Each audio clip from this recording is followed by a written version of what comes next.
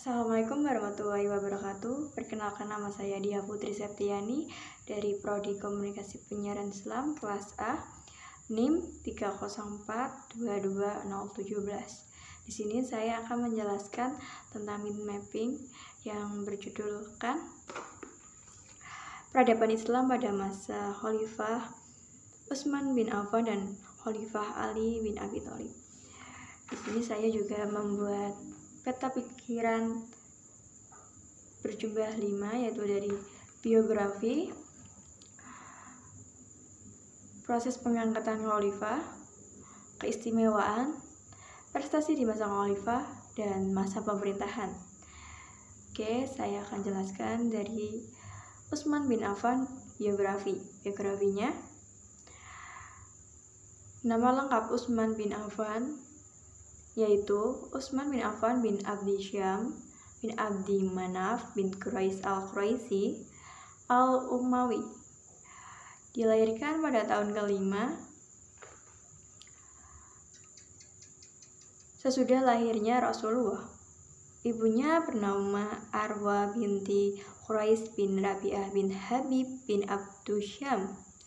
Sedangkan kakaknya bernama Abu al-As bin Umayyah bin Abdi Syam bin Abdi Manaf, dan juga merupakan kakak Rasulullah yang kelima.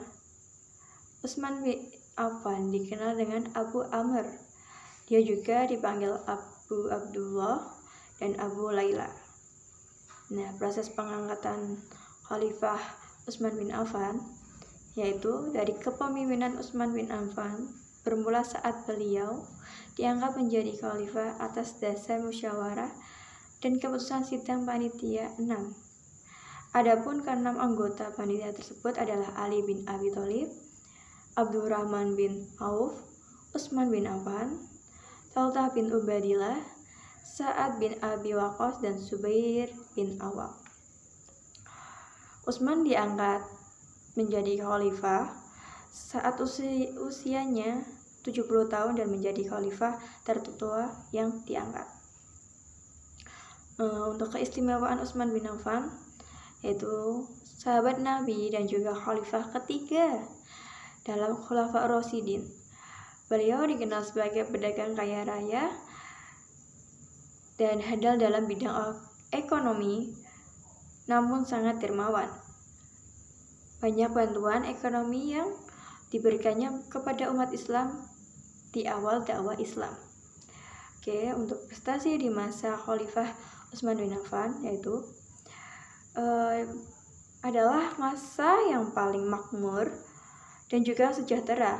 Beliau banyak rakyatnya yang bisa haji sampai berkali-kali. Beliau menjadi khalifah pertama yang berhasil melakukan perluasan di Masjid Haram di Mekah dan Masjid Nabawi di Madinah agar bisa menampung lebih banyak umat Islam yang akan menjalankan ibadah haji. Beliau juga menjadi pencetus ide polisi keamanan bagi rakyatnya, serta membuat bangunan khusus untuk mahkamah dan mengadili perkara. Beberapa prestasi Utsman bin Affan yaitu 1. Menaklukkan daerah Arjan dan Persia. 2. Menaklukkan Khurasan dan Nashabur di Iran. 3. Setiap hari Jumat beliau akan memerdekakan seseorang budak. 4. Meresmikan Mushaf Utsmani, yaitu kitab suci Al-Quran yang digunakan oleh seluruh umat muslim di dunia. 5. Mengangkat Amr bin As sebagai gubernur di Afrika Utara. Oke, untuk yang terakhir, masa pemerintahan Utsman bin Affan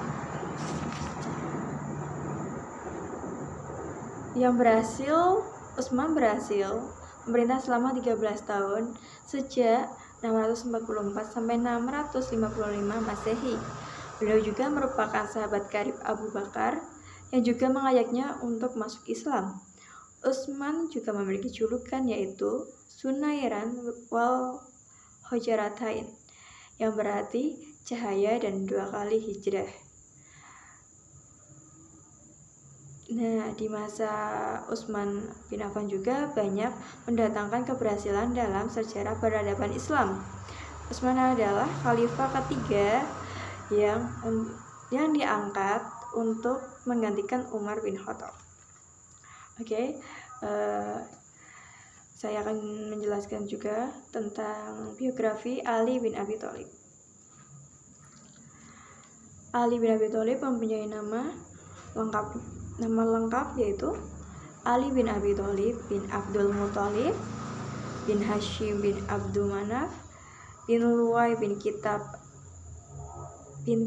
al-Quraisy. Ali dilahirkan di Mekah, tepatnya di dalam Ka'bah pada tahun 23 sebelum Hijriah atau 10 tahun sebelum kerasulan. Dia mempunyai nama kecil yang bernama Haidarah. Ibunya juga bernama Fatimah binti Asad bin Hashim bin Abdul Manaf. Jadi baik ibunya dan ayahnya keturunan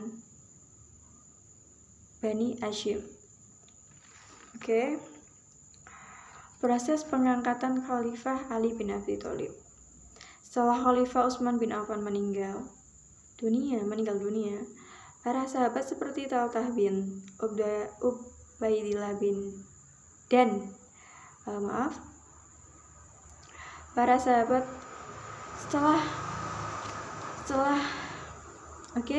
saya akan menjelaskan tentang proses pengangkatan Khalifah Ali bin Abi Thalib. Setelah Khalifah Utsman bin Affan meninggal dunia, para sahabat seperti Talhah bin Ubaidillah dan Zubair bin Awam membait atau bersumpah setia kepada Ali sebagai khalifah. Pembaitan ini dilakukan pada hari Jumat 13 Dzulhijjah 35 Hijriah. Dan untuk keistimewaan Ali bin Abi Thalib yaitu salah satu keistimewaannya beliau merupakan orang kedua menerima dakwah Islam setelah Sayyidina Khadijah binti Khuwailid, istri Nabi Muhammad SAW. Menurut sejumlah riwayat, di usianya yang ke-8 tahun, Ali bin Abi Thalib sudah bersedia masuk Islam setelah mendengar dakwah Nabi. Berarti beliau pemeluk Islam pertama di kalangan anak-anak. Dan prestasi di masa khalifah yaitu